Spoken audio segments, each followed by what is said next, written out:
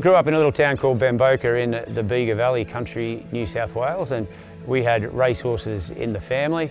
My brother Grant and I would ride those horses of a morning, and we'd go up flat out up the steepest hill we could find on the property, and we thought that we were jockeys and racehorse trainers. Now I think that sowed the seed for what was to become a lot later on in life, but a few things got in the way in the middle. Where I grew up, you played rugby league in winter and cricket in summer, and went okay at the rugby league as a young fella. Moved up to the city when I was 16. Finished the last couple of years at school, was signed by St George Illawarra for 6 or 7 years, and it was a great life before going into television whilst playing rugby leagues. Went travelling to London, thought I'd stay for a week, somehow got an interview at CNN, and what do you know, 10 years later I'd worked in 50 countries, covering various world events, documentaries, and quite often I would be the cameraman and the editor, and I clearly remember being at Alain Duroy-Duprey's at Chantilly in France, and we were doing an interview, and he said to Francesca Comani, "Why is this cameraman asking all these questions?" And the reason was because deep down I would lie in bed at night thinking about racehorses and my future dream of one day being a racehorse trainer. So jumped on the plane, came home, and Matt Comani came out from England to set up by himself. Of course, he is Francesca's brother, and decided to set up in Ballarat. So I came along for the ride with Matt to Ballarat, and at that stage he only had a handful of horses. Really good to see a developing business start out. So after about 5 years with Matt, I decided it was time for me to go out and do my own thing, and here we are, we landed in the Grampians.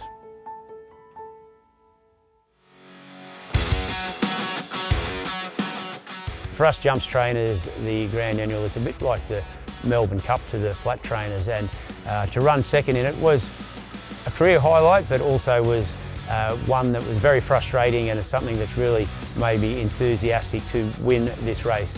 Bellex 1 looked like he was home with about 100 metres to go, but he was just out-toughed by Count Zero there. Bellex 1, he won't go to the lead, Count Zero flight, Bellex 1, Count Zero, on it. The Grand Annual is certainly a race that I really want to win.